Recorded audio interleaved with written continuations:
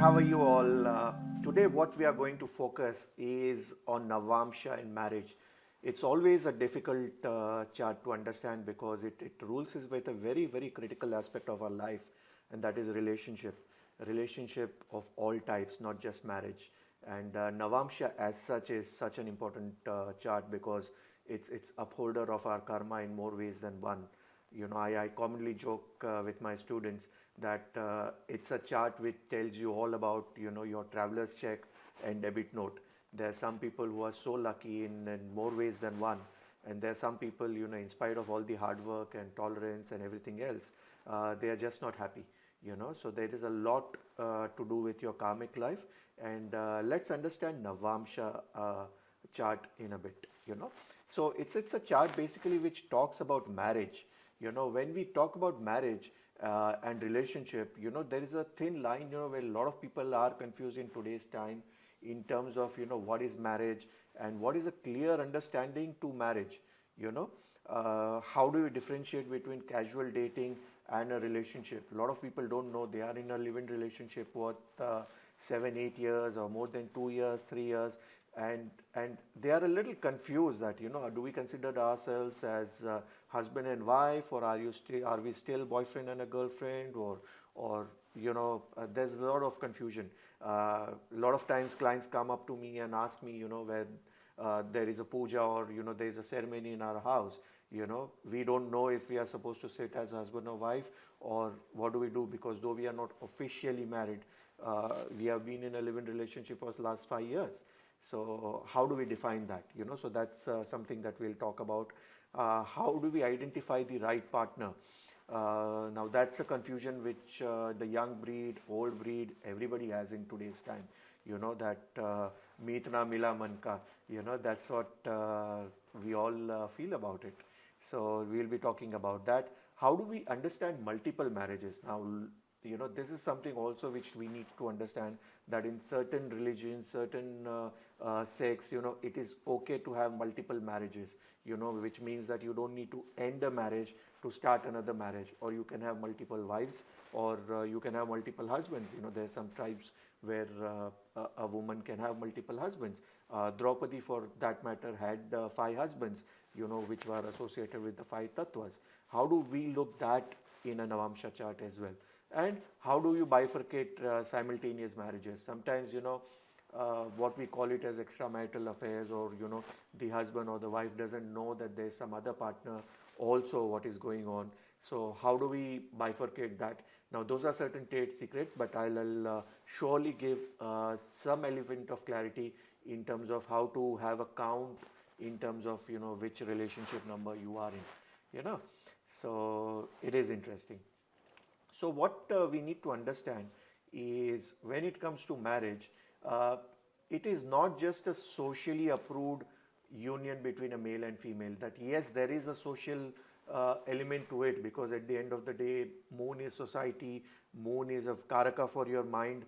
So a lot of those official relationships have Chandra in a great strength, because those are the relationships which are announced. But then there are a lot of relationships at times, which are not announced, but yet there is a relationship, there is a strong bond, there is a strong growth in a partner which is going on. But due to some restrictions, the society doesn't know. Or is it just a sexual or a financial union, So just because you have slept with somebody, or you have gone for a movie date together, or in today's time for a vacation together, do we term that as a partnership, or is that qualified to be a partnership, seeing each other or being in bed with each other? So these are all confusions which I commonly get from my clients and students, where when I ask them, so technically which relationship number do you feel you are in? They have no idea, because they don't know how do we count a relationship. Is seeing somebody, or just having a casual date on Tinder or Happen, is that considered as a relationship? The answer is no. So how do we define marriage? We in our parampara are very clear that we look at Sri Ram and Sri Krishna as somebody as upholder of relationship. So Sri Ram gave the whole sutra, or he laid the foundation of marriage in Satyuga, which was, one life, one wife, so irrespective of he being a king and he could have had an access to many queens, he ensured that, he will have only Ma Sita as his wife.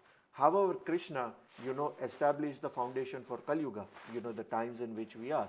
And that is basically spousal relationship has been defined by Shri Krishna for Kali Yuga as a commitment between two souls for a period of 1 year.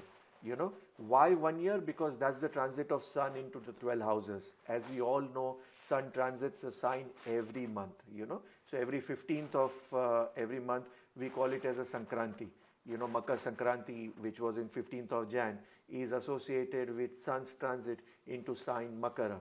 And then on 15th of Feb, we'll have a Kumbha Sankranti, and then Meena Sankranti and Mesha Sankranti. So it is said that, if you like somebody and that relationship goes beyond a year, means that person has been in your heart, that's the only person who you have been seeing for a period of 1 year, then technically that is qualified as an Upapada, but that has to be a relationship more or less which has to be a two-way street. You can't just say that, wow, I like Brad Pitt for an over of year, does that mean I'm married to Brad Pitt or Kareena Kapoor? It doesn't work that way, So it has to be a genuine sort of a relationship and not a crush, So that is very important. So now we are very, very clear about it. Upapada, we will talk about the next slide, but there is something called as A7, which we call it as Darpada. So at the end of the day, the A7, A3, all these are very important factors when we consider a relationship in completeness, because a relationship cannot be just liking each other. At the end of the day, it has to consummate for it to be told as a genuine relationship or get the status of an Upapada or a marriage. You just can't be having a long distance relationship, haven't met somebody, just talking on the phone, So that is not qualified genuinely as something which transpires into marriage. Yeah. Now, this is interesting, and I need your attention calmly to understand this. I have given a diamond chart, the North Indian and the East Indian chart so you can choose any of them, whichever you find it easier.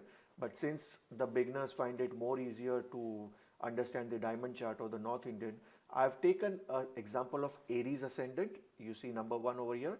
So Upapada is associated with your 12th lord. Okay, so what we technically need to do is 12th lord over here is Jupiter, because it is Meena. 12th house is Pisces, which is ruled by Jupiter, and Jupiter is in Lagna in this chart. So technically from the 12th house you count to the lord, which is Jupiter, So it is 1, 2, and then you count 2 from Jupiter, 1, 2. So your Upapada number 1, which is UL1, comes into the second house. Now the second Upapada, which is basically your second relationship, because everybody in today's time doesn't get married with the first relationship, or the first relationship is not the last relationship. Sometimes marriages don't work, sometimes they have breakups, so we move on over a period of time. So that moving on or the next relationship is seen 8th from there. Why? Because the second from the Upapada technically causes the breakage of that relationship, and 7th from there is your next relationship. So either you can understand it as second as a breakup, go there and then go 7th from there, or 8th from the first Upapada is your second Upapada. You see UL2, and then 8th from there is UL3, 8th from there is UL4, 8th from there is UL5, 8th from there is UL6, and so on and so forth. The same with East Indian chart as well. It's the same count. We see here Jupiter as 12th lord. It has progressed to 2 houses, 1 and 2. We just take Jupiter and take 2 houses, 1 and 2. Here is the Upapada number 1. This is the Upapada number 2. 8th therefrom, 7th and 8th. Then 8th there from will be Upapada 3, UL3, so on and so forth. So here I have mentioned the steps of Upapada count, so take the 12th house, so the 12th house will always be your Upapada, so you have to always consider 12th lord, depending on whatever your Lagna is, as the count for your Upapada. So that Lord has to be seen. Why 12th house? Because 12th house is also the house of giving. And they say marriage is not all about give and take. Marriage is all about giving and giving, you know. And those of you who are into BNI and those stuff, you know, so givers gain concept is a lot about the Upapada concept, right? So 12th house, you know, so that's how you look at it, you know, the steps are given very clearly. Count as many houses from the your Lord of UL1, and that concept is called as Bhavat Bhavam. You know, when you take the houses and count so many houses, that concept is called as Bhavat Bhavam. You know, I'll be teaching it over a period of time. And subsequent Upapada is 8th from it. You know, we discussed about how you need to go 8th from it. So what I want is, you know, for today's concept, I just want you to take your chart. You know, if you don't have, you know, just I would be happy, you know, WhatsApp me your birth details. I would be happy to send you your birth chart. You know, I want you to find out your Upapada Lagna, you know, in Rashi and Navamsha. And then try and see, you know, which relationship number you are, and then see if the person that you are dating or the person whom you are with fits that bill, because the trines to that Upapada will show the qualities of that individual, you know. So sometimes, you know, some relationships are a perfect fit. Sometimes some relationships can be mistake. You know, we all make mistakes. We are all human beings. So it is nice to, you know, let go of that Upapada with a lot of class and move on in life, because that Upapada might give you a lot of confusion in life.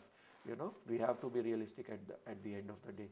So this would be my contact detail, you know, in case you need to WhatsApp, you need to email, you need to send, you know, any questions, etc. And all I want to say today is, you know, just keep progressing, you know, keep ensuring that you are constantly learning, and I'm sure you will do excellent.